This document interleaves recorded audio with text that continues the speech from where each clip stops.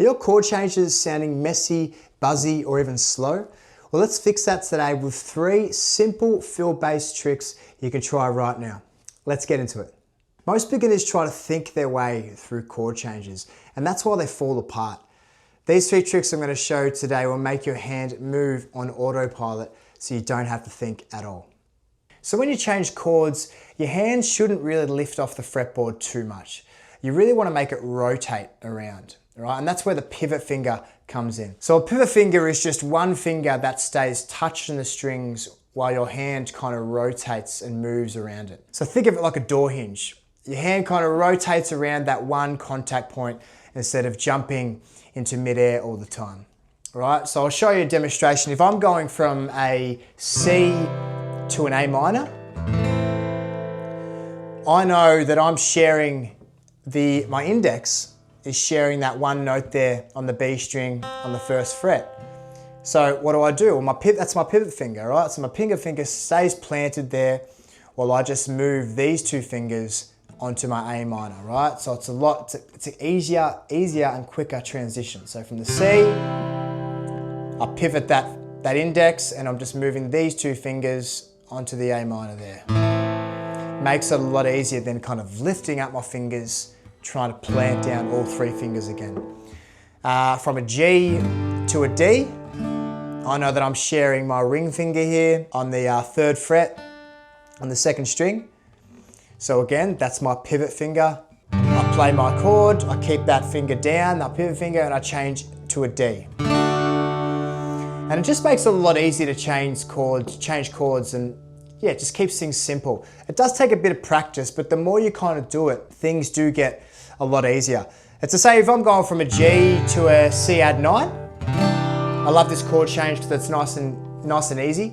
Same kind of thing, I've got 2 pivot fingers now, right? So I've got my pinky and my ring on the 3rd fret here. All I'm changing is my index and my middle finger down one whole string, right? So from the G to a C add 9, it will go like that. And I'm not kind of lifting everything to make it a little bit harder for myself. So it just makes it, again, a lot easier to transition between chords, right? And that tiny bit of kind of contact just keeps your hands stable and it gives your fingers a reference point so the next chord is easier to land. So this next one fixes messy chord changes instantly. And I'll call this the ghost switch. Now I want you to switch chords without even strumming at all right? No sound, we're just gonna do the movement of our fretting hand, right? So what we're gonna do, we're gonna lift our fingers, hover, and then we're gonna land them onto the next chord as one whole shape, right? It's basically a silent rehearsal, right? You're teaching your fingers where to go before you ask them to play anything. All right, so we're gonna start on your 1st chord. It doesn't matter what it is, just have your hand nice and relaxed, very minimal pressure, nothing tense. And then from there, what we're gonna do is lift our fingers, right? All in one kind of relaxed motion. We're not lifting our fingers separately like this. The whole hand kind of floats off together. It should feel nice and slow and controlled, not rushed. And then after that, I want you to hover your fingers over onto the next chord shape, right? So I'm gonna go from a C to a D. And then from here, this is where your fingers actually start forming the shape of the chord. And a lot of people actually miss this part, right? Your fingers should already know the position or the shape of the chord before you land it. Otherwise, it's gonna be quite difficult to land the chord, right? So you go from your chord, you lift, you hover over to the next shape, it's formed the chord, and then from here, you simply just land it all at the same time, all right? All at the same time. You're not gonna go one finger, one by one, they're not going down like that. Everything moves at one piece, right? It's kind of like your hand is just dropping into the chord. And that's it. And now all you do is repeat it, right? You do the same speed every time. You don't wanna rush. You wanna keep it a nice kind of motion, nice and clean and relaxed. Think of it like a routine like this. You kind of float, hover, land, right? Float, hover, land. And that's the whole move. And all you gotta do is just do this between a bunch of chords. So I'm going from a C to a D. From here, I might go from a D to a G, right? Float, hover, land. If you do this silent switch 10 times a day, honestly, your chord changes will get so much cleaner in just a couple of days, right? No strumming, no pressure, just one clean movement.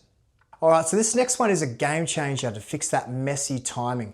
What we're gonna do is we're gonna switch chords on the upstroke, not after it. And I'll demonstrate what I mean. What I'm gonna do here first is just play 4 downstrokes in a row. And I'm gonna show you this because I want you to clearly see the moment I do the upstroke, right? And see what I do there. So I go 1, 2, 3, 4, and 2, 3, 4, and. So you see what I'm doing there? On the and, I'm lifting up my fretting hand, right? I'm releasing it. And that's what I'm gonna make the chord change, right? I'm not doing it after it. So what the upstroke does is that it gives you a tiny moment, right, to make that change, right? It's the perfect time to make that switch. It should feel like your hand is taking a breath because the upstroke is quite light, quick, and it buys you extra time, right? So it doesn't feel like the chord is rushed in any way. So I'm going to show you what that sounds like with quite a simple pattern, right? So if I'm going down, down, up, down, up, I'm going to release my hand on that last upstroke and then make the chord change, right? So I'll show you what I mean. Down, down, up, change.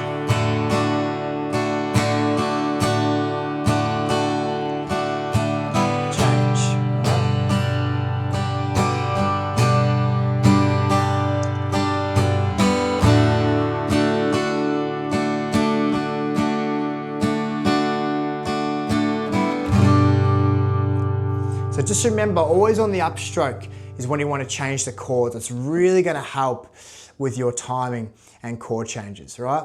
And if your chord changes always feel a little bit late or messy, I really recommend you do this, right? Switch on the upstroke and it instantly makes everything smoother and much more natural.